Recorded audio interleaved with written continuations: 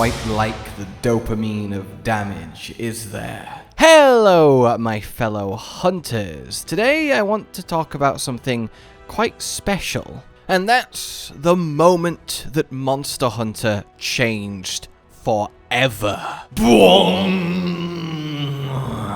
You know, that was supposed to be like a little reminder noise for me to put in a nice epic bong sound, but I think I'm gonna leave my voice there. And, well, yeah, look, you could argue a lot of moments changed Monster Hunter forever, and you would probably be right with most of them, because a lot have. It's a long-running series, 20 years, 5 generations, soon to be 6, a lot of games, a lot of iterations, a lot of experimental mechanics, and some have landed better than others.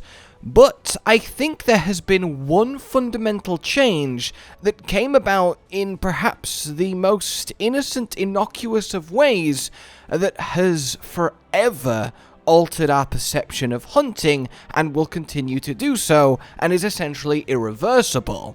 If you were to say, what is one concrete, unchangeable fact about Monster Hunter throughout all of its life cycle, if you were to just look at the first 4 generations, you could say loading screens between maps, and that would certainly be right, and them opening up in World and Sunbreak, and presumably Wilds even more, is definitely one of those big deals.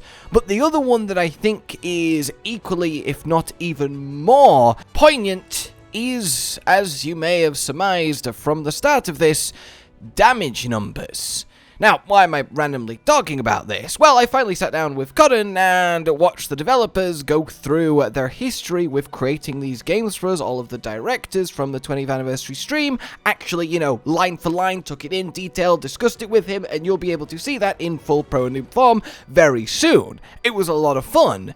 But one thing really stuck out to me, and it was this little exchange. 縄張り争いだもんな、そのモンスターを誘導してそのぶつけ合うっていうのが行為として面白い、面白くなりそうだまでは分かるけど、本当にそれをゲームとして遊び出した時にそれにこうどれぐらい価値を見出せるかみたいなんてなかなかこう伝わりづらいというか、プレイヤーがね関与しないって思われがちっていうね。最初実装した時に、結構チームにも効率重視のプレーをする子がいて、狩りの効率を回すのが好きみたいな人がいて、その子がこんなのめんどくさいし誰もやらないんじゃないですかみたいなことを言ってたんですよ。でその後にダメージ表記を実装したんですよ。そうやね。プレイヤーが普通に攻撃すると10とか20とかしか桁が違うからね。縄張りでバーンと外したら1000以上ドンと入った瞬間にその効率重視の子があれ使わないのおかしいっすよみたいなくるって変わってその時に縄張り争いもダメージ表記もいけるな。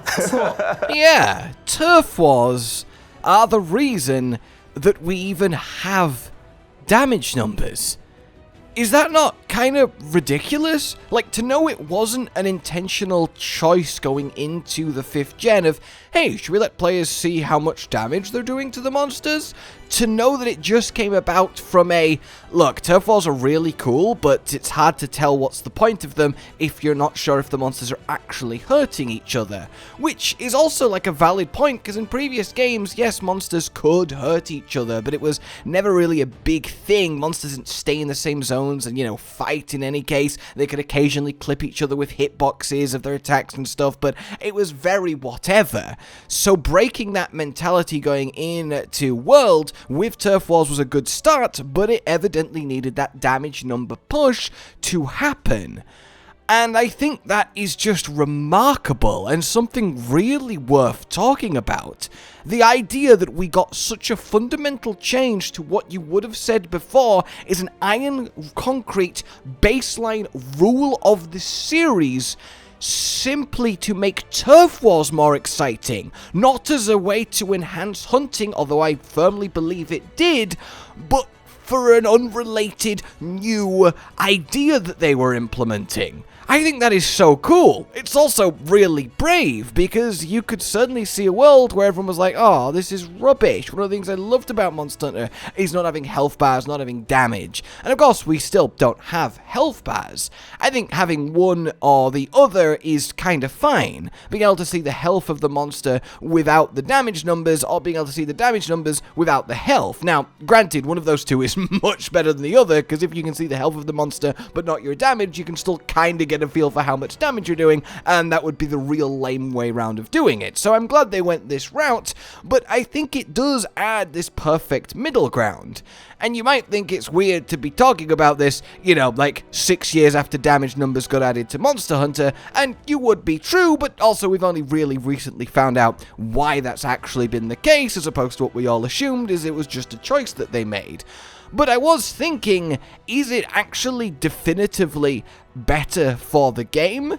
I think on the whole, it certainly is. It lets builds be a lot more, well, rewarding to figure out, to theory craft, because you can actually properly see and test literal numeric comparisons, both in training and against monsters. You don't have to get these behind-the-scene numbers and do all the behind-the-scene math. There still is that, and basically I live, breathe, and obsess over it, but it's also much more forward-facing and intuitive, which is always a good thing.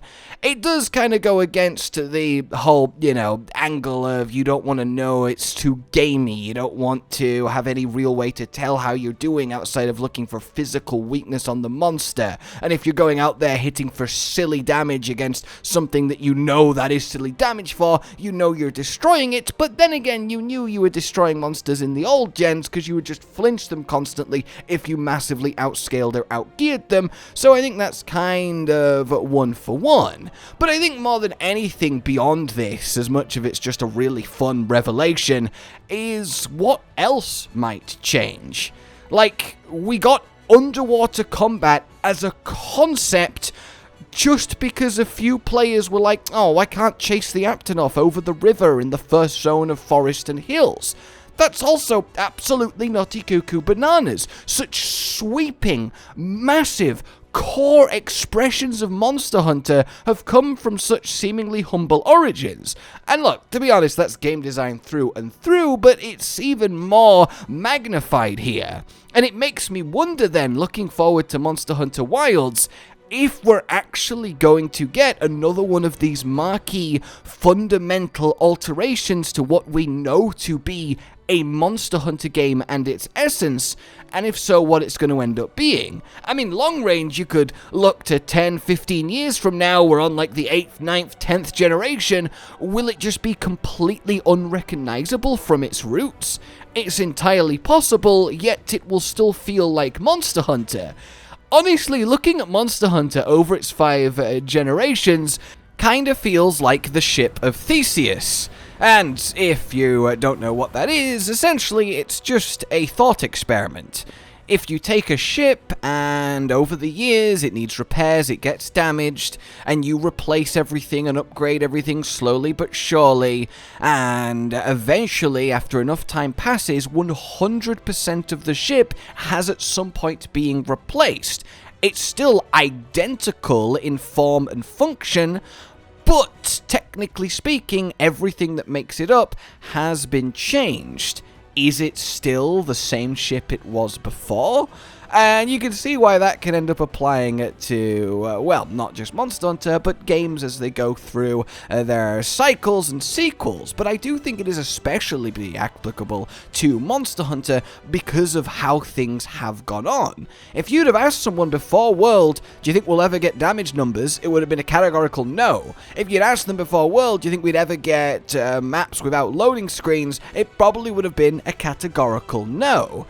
If you'd asked them, hey, do you ever think we'd get the ability to forcibly mount monsters, bind them to our will with glowing insects, and then actually use their attacks? They probably would have said no, and yet all of these things have happened. So it kind of does make me look at Wilds and go, hey, I mean, literally anything is possible. Like, I'd accept it. I'd believe it. I'd be like, yeah, sure. Like, for example, those lightning pillars could actually be the same lightning pillars from the same Monster Hunter movie, and we're going to get humans teleporting in with assault rifles right in the middle of gameplay, right? No. Wait. Wait. Okay, I'm sorry. I went too far. Oh, okay, calm down, everybody. Woo! All right, no, we don't. Okay. My God.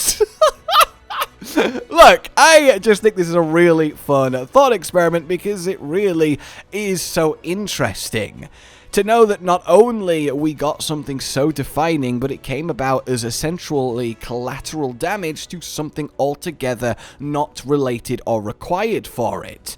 And with that in mind then, what do you think is going to be that for Wilds? I mean, it might already be what we see with the player's mount, the gliding, having a proper monster companion. Sorry, Palicos and Palamutes, you know what I'm saying. And it might already be right there for us. But something tells me they've not played their entire hand in the unique game-changing mechanic department in the first trailer. And it makes me ever so more excited for the now very soon, I mean, they said summer, so probably anytime from next month, extra reveals that we're going to get as we head towards 2025 and whenever it releases. So, yeah, what do you think of damage numbers existing because of that? And have you ever been against it? I think they've been universally accepted, and rightly so. I think there is a few, let's say, immersion cons, but the pros so massively outweigh it, and I'm just excited to see what happens next. For now, though, like you've enjoyed this, subscribe and hit the bell for more. Consider supporting the future of the channel on Patreon down below, and until we meet again, a goodbye. Josh, Cotton, and Hollow with the videos, dropping the humor like a hammer on your tippy toes, bringing entertainment on a daily arrangement to take our insanity and turn it into entertainment. Yes, I said entertainment twice, to reiterate that it is nice to look into your faces on a mostly daily basis when you let us in your homes to make the whole world a stage. Goodbye.